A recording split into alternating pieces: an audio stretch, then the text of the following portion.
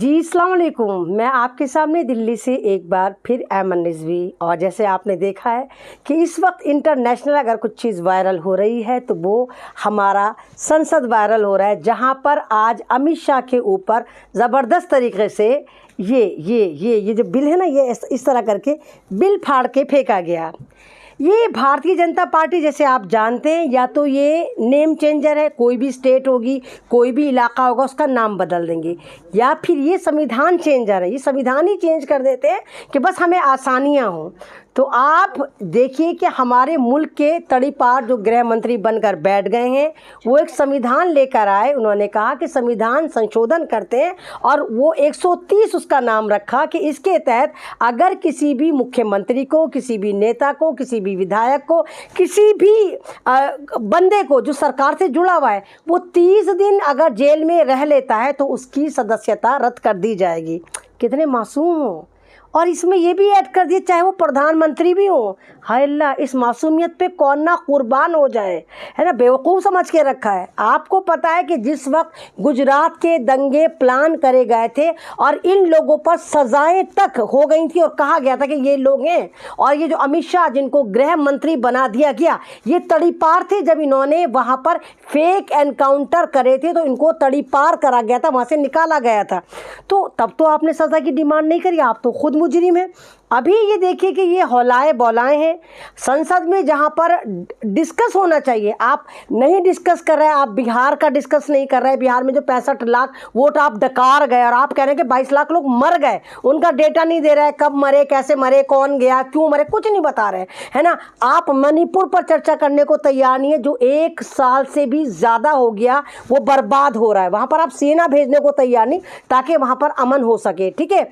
आप किसी भी बारे में बात करने को तैयार नहीं। आप ये नहीं बता रहे कि महाराष्ट्र में 1 करोड़ वोट आपने कैसा पैदा करा, ठीक है। अब ये सोच रहे हैं कि बिहार में हमारी नाक कट रही है, इलेक्शन कमीशन जो है वो हमारा किराएदार है, या हम इलेक्शन कमीशन के किराएदार है, वो हमारी तोती बोल रहा है। उससे कहो ज़मीन की बात, तो संबित पात्रा की तरह आसमान की बात कर रहा है। उसने किसी भी राहुल गांधी के और अपोजिशन के सवालों का इलेक्शन कमीशन ने जवाब नहीं दिया। अब तंग आकर इन्होंने सोचा कि जगहों के नाम तो हमने बदल लिए हैं, अब हम एक और नया कानून लेकर आते हैं जिससे हम अपोजिशन को खाने की कोशिश करते हैं, और कहते हैं कि देखो जो भी 30 दिन जेल के अंदर रहेगा, हम उसको जो है वो हटा देंगे, सत्ता से उखाड़ फेंकेंगे। जनता के लिए कर रहे हैं हम, ये हम जनता के लिए कर रहे हैं।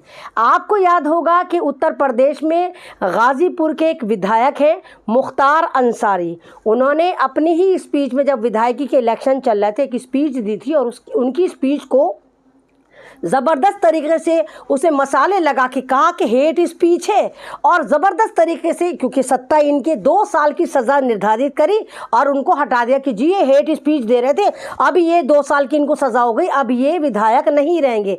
क्यों भाई, अमित शाह जी आप ही तो थे ना, आप ही तो थे ना जब दिल्ली में इलेक्शन हो रहे थे 2020 और 19 में। तो आपने कहा था कि बाबरपुर में ऐसा बटन दबाओ कि करंट शाहीन बाग में जाकर लगे। जब हम लोग शाहीन बाग लेकर बैठे थे तो इलेक्शन कमीशन उस वक्त अंधा हो गया था या बहरा हो गया था, ये इसको हेट स्पीच नहीं माना था। मतलब आप करें तो रासलीला, दूसरा करें तो दूसरी चीज़। आपने देखा कि किस तरह अनुराग ठाकुर ने मुसलमानों के बारे में कहा कि क्या नाम है, इस तरह गोली मारो कि इनको सालों को ख़त्म कर दो, है ना, देश के गद्दारों को गोली मारो सालों को। इलेक्शन कमीशन को ये नज़र आया कि तो हदीसें पढ़ रहा था, मुसलमानों के लिए अच्छी अच्छी बातें कर रहा था, ये तो श्लोक पढ़ रहा था, ये तो कथा सुना रहा था, है ना, रामायण सुना रहा था, गीता का पाठ पढ़ा रहा था। मतलब मुसलमानों के लिए आप बात कर रहे हैं कि देश के गद्दारों को गोली मारो सालों को, तो इलेक्शन कमीशन को कुछ नज़र ही नहीं आता, वो उसको तमाम गीता का पाठ लगता है ना। तो ये जो ड्रामे आज संसद में देखने को मिले, और अमित शाह इस कदर डर गए, यानी देश का गृह मंत्री इस कदर डर गया, देश की क्या रक्षा खाक करेगा। इतने डर गए, जो पहली रो में बैठा करते थे वो संसद में सबसे आखिर में जाकर बैठ गए और थर-थर कांप रहे थे। और मतलब ये देखिए, जो हमारे सांसद हैं, जो देश के लिए काम करते हैं, उनसे वो डर गए। उनको कंट्रोल में करने के लिए, यानी सांसदों को कंट्रोल करने के लिए उन्होंने वहाँ पर 20 मुस्टंडे, जिनको मार्शल कहा जाता है, उनको रख लिया ताकि वो अमित शाह को पिटने से बचा सके। अमित अमित शाह के ऊपर सिर्फ बिल फाड़कर अपोजिशन ने फेंका था और इनकी हालत इतनी पतली हो गई कि ये डर गए, क्योंकि ये डरी हुई सरकार है। इनको पता है कि जवाब इनके पास नहीं है और सवाल जो है वो लाखों करोड़ों की तादाद में जनता के पास मौजूद है।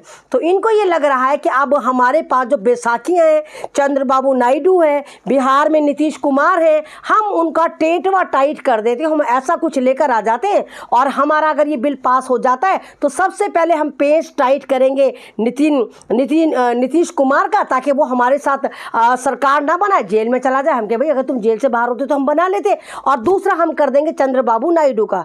तो कमाल की बात यह है कि ये कह रहे हैं कि प्रधानमंत्री भी इस वाले एक्ट के तहत आते हैं। जब गुजरात दंगे हुए तब तो प्रधानमंत्री, अरे प्रधानमंत्री तो बहुत बड़ी पोस्ट है। आप देखिए भारतीय जनता पार्टी के 45% MP ऐसे हैं जो बलात्कारी हैं। अभी आपने देखा कि किस तरह, है ना, ओयो बनाकर हाईवे का इस्तेमाल कर रहे थे।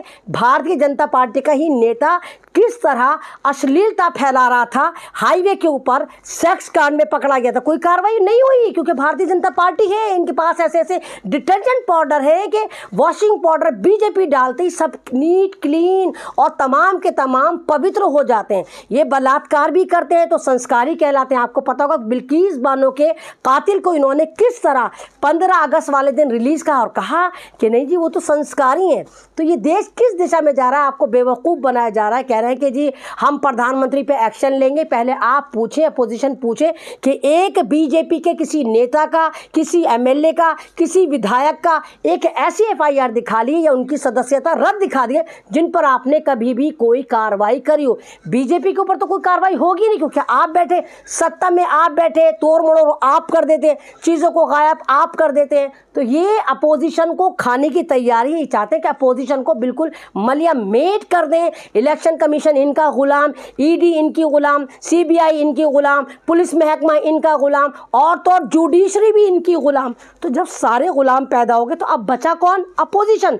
अब मजबूत अपोजिशन को खाने के लिए, क्योंकि जिस तरह अपोजिशन एकजुट है और राहुल गांधी ने बैक टू बैक इनकी जो है वो चड़ियाँ फाड़ रखी हैं, तो ये परेशान है, हर तरफ से परेशान है। इलेक्शन कमीशन बता नहीं पा रहा कि मुर्दे वोट दे रहे हैं, जिंदे जो है वो राहुल गांधी के साथ जो है जिनको मार दिया वो जो है वो जिंदा कह रहे हैं कि हम जिंदा हैं, तो उनको मुर्दा करार दे दिया गया। और मुर्दे जो हैं बीजेपी के वो वोट दे कर आ रहे हैं। तो ये तमाम चीज़ें जो हैं इनके हाथों से तोते उड़े हुए हैं और ये परेशान है। इसीलिए ये एक ऐसा बिल लेकर आना चाह रहे हैं जिससे पूरी अपोजिशन को ख़त्म करा जा सके। अब ये देखना बहुत ज़्यादा दिलचस्प रहेगा, क्या ये बिल पास होता है, क्या भारत फिर गुलामी की तरफ जाता है, क्या भारत में संविधान बचता है, क्या अपोजिशन इतना पावर में आता है, क्या जनता जागती है और अपने वोट की, अपने हित की और अपने संविधान की रक्षा करती है। ये देखने लायक बात होगी।